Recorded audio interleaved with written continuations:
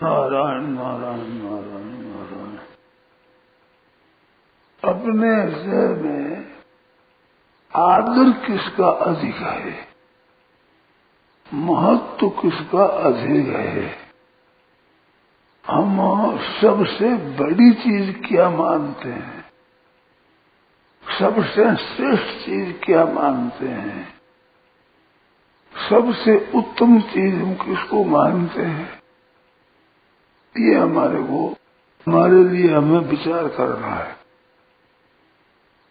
जिसको हम श्रेष्ठ मानेंगे, उत्तम मानेंगे, आवश्यक मानेंगे, बढ़िया मानेंगे, उधर हमारे मन का खिंचा हुआ चाल होगी।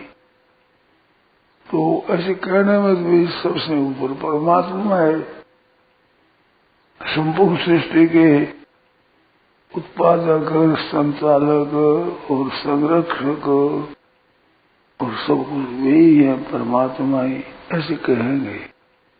परंतु हमारे मन में बड़ी चीज क्या आई हुई है, मन में महत्व किस बात का है, इसकी तरफ हम ख्याल करें। तो मैंने ये बताया 2 दिन में कि हमारे महत्व पैसों का अधिक है। रुपया पैसा है, ये बहुत महत्व की चीज है।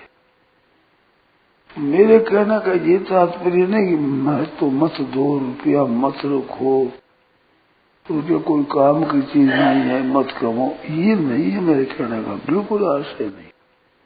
रुपया कमाओ, रखो, उपयोग करो, परंतु हमारे हृदय में आदर किस बात का है, हमने श्रेष्ठ किस बात को मान रखा है। वास्तव में श्रेष्ठ तो परमात्मा है।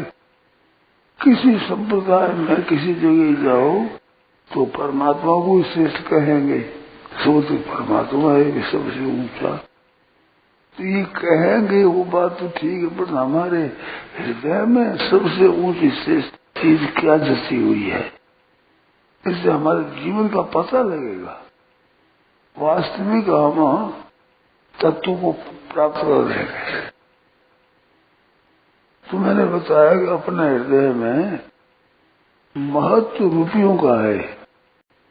कहने में तो कह देंगे परमात्मा बड़े हैं, सर्वश्रेष्ठ परमात्मा है, परंतु हृदय में जितना आदर रुपये का है उतना आदर परमात्मा का नहीं है। ये दृष्टि है कि नहीं आपके पास? तो ये दृष्टि है कि नहीं हमारा आदर ज्यादा परमात्मा का ही है, ऐसी दृष्टि है क्या? देखो, अब जो इकट्ठे हुए हैं केवल परमात्मा तत्व के लिए इकट्ठे हुए, अभी यहाँ इकट्ठे, और कोई मतलब नहीं है। कन में रुपया पैसा है, ना भोग है, ना मान है, ना बढ़ाई है, ना वाह है, ना निरोगता है, किसी चीज को लेकर नहीं है, केवल परमात्मा की प्राप्ति के लिए। तो परमात्मा की प्राप्ति के लिए हम कब चलेंगे?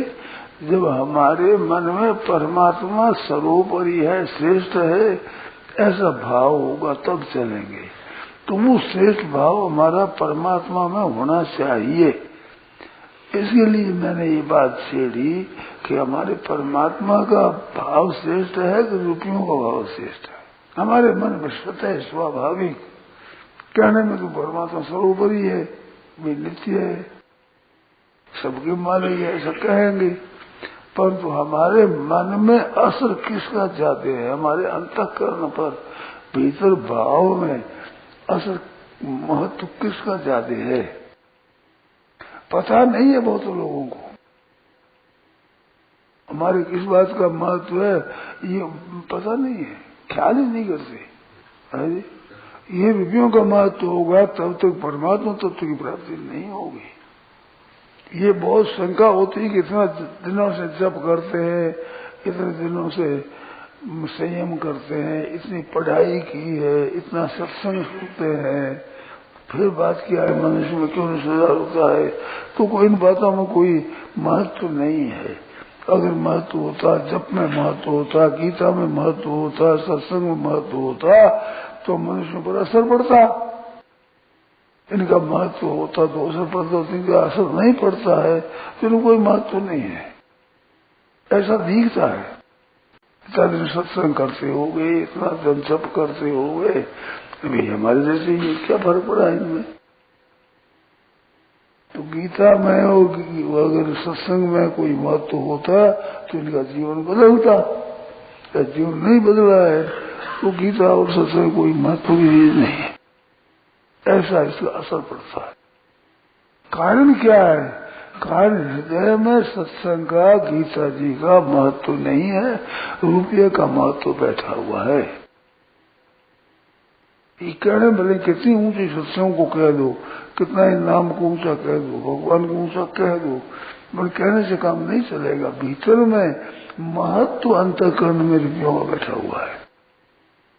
इस बात के लक्ष्य कराना कि मेरा तात्पर्य है वो महत्व से हटा कर अगर भगवान का महत्व बैठा दो तो आपकी बड़ी उन्नति हो जाएगी। लोग और पर लोग दोनों सुधरेंगे। ये आपकी समझ में आता है कि नहीं आता पता नहीं है, हमें मेरे को इस बात का पता है, मैं इस बात को जानता हूँ, पूरा ही जानता हूँ, बड़ा भारी ऐसा नहीं कहता हूँ, परंतु बहुत दूर तक जानता हूँ मैं इस विषय। इसकी पहचान क्या होगी कि जहाँ पारमार्थिक उन्नति होगी वहां दूसरी बातों को छोड़ देगा वो।